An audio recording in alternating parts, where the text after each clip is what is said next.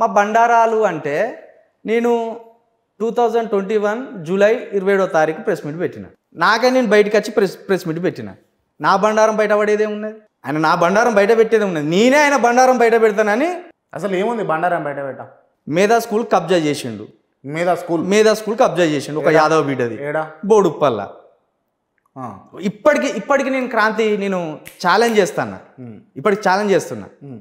2021 March 15వ తారీఖు నీ ఆఫీస్కి వచ్చి 8 గంటల రాత్రి భార్యాభర్తలు స్కూల్ ప్రిన్సిపాల్ భార్య ఇద్దరు నీ కాళ్ళ మీద పడితే, నీ మిత్రుడు ఉపేందర్, నీ మిత్రుడు మనోజ్ ఇద్దరు కలిసి కాళ్ళ మీద పడ్డోళ్ళను గుంజి బయటికేస్తే, అనుకోకుండా చిలుక ప్రవీణ్ అక్కడికి వచ్చి చూస్తే నువ్వేం చేసినావు? ఎందుకు వాళ్ళు కాళ్ళ మీద పడ్డారని నేను అడిగితే నువ్వేమన్నావు? ఈ అమ్మాయిని, ఇదే మేధా స్కూల్ బిల్డింగ్కి సంబంధించిన ఓనర్ ఒక అమ్మాయిని మీ ఇంట్లో పెట్టుకున్నావు 8 నెలలు. వాస్తవం. ప్రూఫ్లు ఉన్నాయా? అమ్మాయి ఇంట్లో పెట్టుకుంటే ప్రూఫ్స్ ఎట్లుంటే నాకు అర్థం కాదు.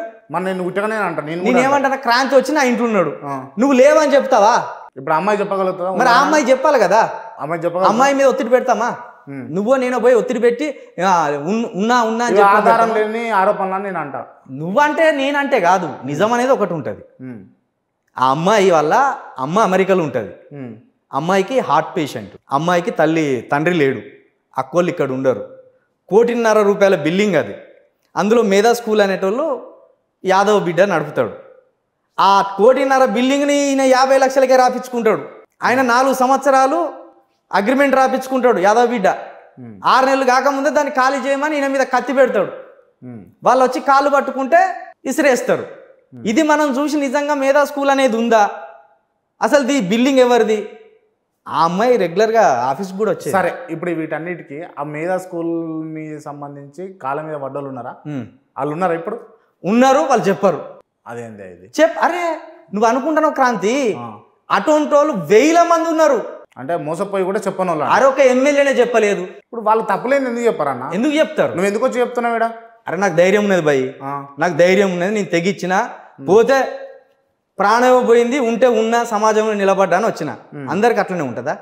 నేను ఒక చిన్న విషయం చెప్తాను, నమ్మగలను. అంటే ప్రాణాలు తీసేంత మూర్ఖుడా మళ్ళా ఉన్నది? ఎందుకు లేదు? నా తీయాలని.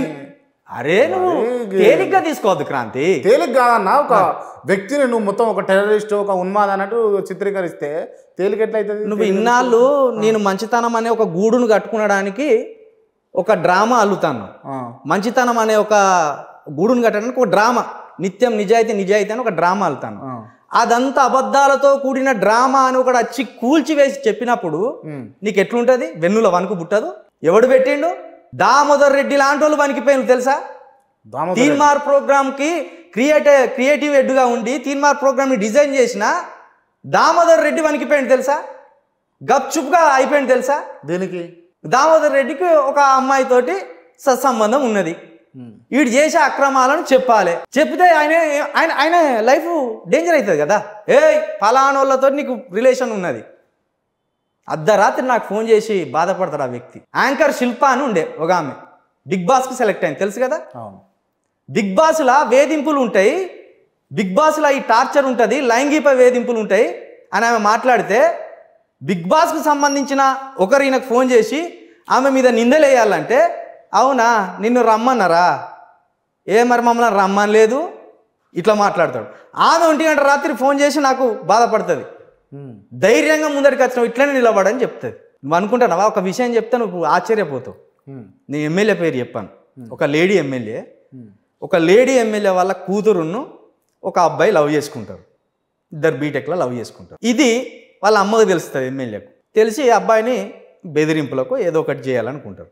ఆడు భయపడి ఇక్కడికి వస్తాడు. ఇక్కడికి వస్తాడు. ఏం చేయాలి ఈ మనిషి? ఏం చేయాలి? పరిష్కరించాలి. వీడేం చేస్తాడు తెలుసా? ఓ వీడియో షూట్ చేస్తాడు అడవికి తీసుకుపోయి. వాడు పారిపోతున్నట్టు, కొంతమంది వెంబడించినట్టు ఇదంతా షూట్ చేస్తాడు. మరి అట్లనే ఉంటది చెప్తే, మరి ఆశ్చర్యం అట్లనే ఉంటది. నేను నమ్మా ఇది. నువ్వు నమ్మకపోతే చూసేవాళ్ళు కూడా నమ్మరు. నేను ఇదే అంటున్నా క్రాంతి, నువ్వు నమ్మకపోతే నిజం అబద్ధం కాదు. కానీ ఎట్లా పడితే అట్లా అంటే ఎట్లా నమ్మబుద్ధి అవుతుంది? నోరున్నది, నాలుగున్నది, ఇటు దిప్పుదాం అటు దిప్పుదాం వాళ్ళలాగా అనుకుంటలేను. సరే, ఆ ఎమ్మెల్యే దగ్గర నుంచి ఒక మాట, నాకు కంక్లూజన్ ఆ ఎమ్మెల్యే దగ్గర నుంచి 50 లక్షలు ముట్టినాయి మీకు తెలుసా? ఎమ్మెల్యే దగ్గర 50 లక్షలు 50 లక్షలు ముట్టినాయి. సరే నన్ను ఇంకా ప్రోగ్రామ్ కంటిన్యూ చేస్తా, మీరు ఒక్కసారి అంబేద్కర్ బుక్ తీసుకోరా. తీసుకున్నా. మీరు చెప్పే ప్రతి మాట అంబేద్కర్ పైన ఒట్టే చెప్పాలి. నా దేవుడితో సమానమైన, నా తల్లిదండ్రులతో సమానమైన అంబేద్కర్ గారి సాక్షిగా మీరు చెప్పేది చింతపండి నవీన్ అనే తోడు ఈ సమాజానికి ఇంకా దొరకని అతిపెద్ద దొంగ, అతిపెద్ద అక్రమార్కుడు, అవినీతి పరుడు. ఇది నా మనస్ఫూర్తిగా నా దేవుడితో సమానమైన, నా తల్లిదండ్రులతో సమానమైన అంబేద్కర్ సాక్షిగా చెప్తున్నా. ఇంతకంటే ఏమంటో చూద్దాం. ఓకే అన్న, నేను చెప్తున్నా, మీరు గనక ఒకవేళ తప్పులు చెప్తే, ఒకవేళ తప్పులు నిజమైతే అంబేద్కర్ మిమ్మల్ని క్షమించాడు.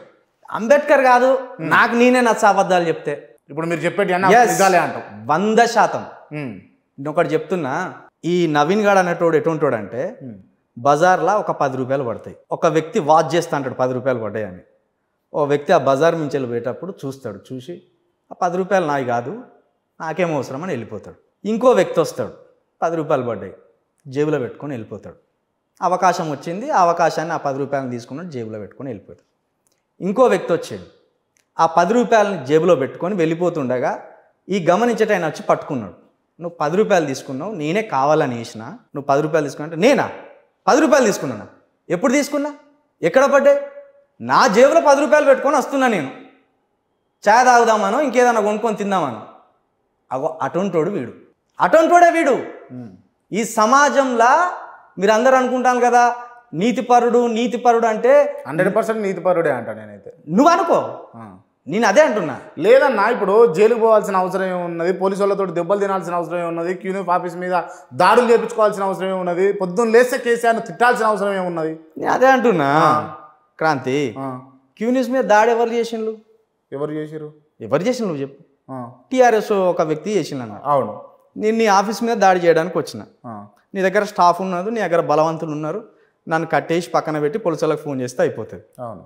దొరికిండ్రా అని వాడిని ఎటుపడతాడు కొట్టువాడిని, సావు దెబ్బలు కొడితే వాడు చచ్చిపోయేదాకుంటే నీ మీద కేసు అవుతుందా కాదా? అవుతుంది. మరి అదే అయింది. దాడి చేసినందుకు ఏం శిక్ష ఉండదా? దాడి ఏం చేసిండు? వాడి వల్ల తలకే వాళ్ళకి కొట్టిండా?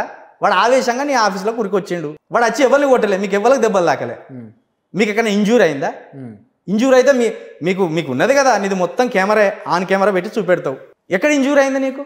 వాడే కదా 15 రోజులు సాగు బతుకుల మధ్య ఉన్నాడు ఆ పోరాడు. నేను పోయినా వాళ్ళ అమ్మకు ఫోన్ చేసిన తెలుసుకొని, ఎట్లున్నాడమ్మా మీ కొడుకు? ఇంకా కోమాలనే ఉన్నాడు బిడ్డ. 15 రోజులు వాళ్ళు ఉన్నాడు కోమల. మరి వీళ్ళ మీద కేసు అవుతుందా, వాని మీద కేసు అవుతుందా? నేను ఆవేశంగా వచ్చి నీ గల్ల పెట్టినా, నీ చేతిలో ఉన్న రాడుతోటి కొట్టినావు, నాకు రక్తం వెళ్ళింది. నీ మీద అవుతుందా కేసు? నా మీద అవుతుందా? నీ మీద అవుతుంది. మరి గదే అయింది అక్కడ.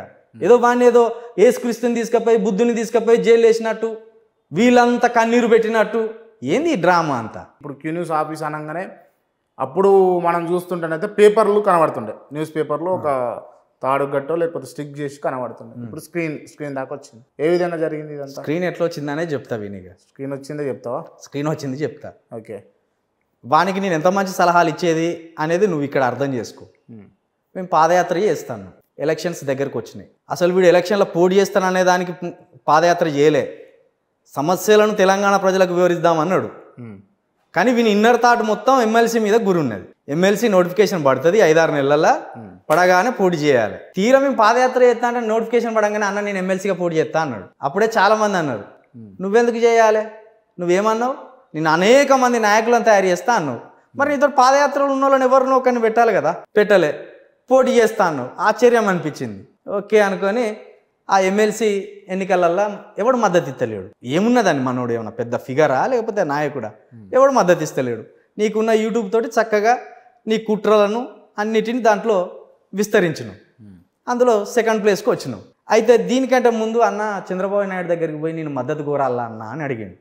ఎవరున్నారు మరి నీకు చంద్రబాబు నాయుడు దగ్గర తెలిసిన వాళ్ళు అంటే, TV5లో చేస్తాడు కదా, TV5 CEO గారితో ఒక కబురు పంపుతా అన్న, వాళ్ళు ఒక మద్దతు ఇచ్చిన ఇక్కడ ఉన్న టీడీపీకి సంబంధించిన యువకులన్నీ ఇస్తారు కదా గ్రాడ్యుయేట్స్ అంటే ఏమన్నా తెలుసా? అరే పిచ్చోడా, యూట్యూబ్లో సోషల్ మీడియాలో ప్రస్తుతం తీన్మార్ నవీన్ గాడు అనేటోడు చంద్రబాబు నాయుడు కంటే ఎక్కువ ఫిగర్ రా వీడు.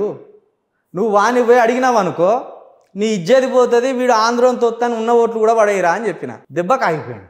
అయితే ఎప్పుడైతే సెకండ్ ప్లేస్ వచ్చిందో అక్కడి నుంచి కబురు వచ్చింది, నిజంగా వీడు కేసీఆర్ని తట్టుకొని సెకండ్ ప్లేస్కి వచ్చింది కాబట్టి ఒకసారి రమ్మని కబురు వస్తే నేను ఆయన డ్రైవరు ఇంకో 2 మిత్రులు 5గురం కలిసి ఇదే మన జూబ్లీహిల్స్లో రోడ్డు మీద ఉన్న చంద్రబాబు నివాసానికి వెళితే ఆయన కుట్రలు ఆయనకు ఉన్నాయి. సేమ్ ఇదే తీరుగా జగన్ని ఇష్టపూర్తిగా తిట్టాలి, తిట్టుకుంటా మార్నింగ్ న్యూస్ పెట్టు, ఆంధ్ర మార్నింగ్ న్యూస్ అని పెట్టి జగన్ ప్రభుత్వాన్ని ఎప్పటికప్పుడు బదనం చేయాలి ఇట్లనే. అంటే సార్ మరి ఆ పేపర్లు టైంకి రావు కదా ఇక్కడికి అంటే కొంచెం అడ్వాన్స్గా ఆలోచించాను. స్క్రీన్ వేసి చేస్తే ఎలా ఉంటుంది అని అడిగాను. కానీ స్క్రీన్ తీసుకొచ్చుకునే అంత డబ్బులు లేవు సార్ మా దగ్గర. ఉన్నాయి యాక్చువల్లీ డబ్బులు, అప్పటికే కోటాను కోట్లు వచ్చినాయి మాకు. వచ్చినాయి పాదయాత్రనే విపరీతమైన కోటాను కోట్లు వచ్చినాయి. అంటే ఎంత అవుతుంది కనుక్కోండి అన్నాడు.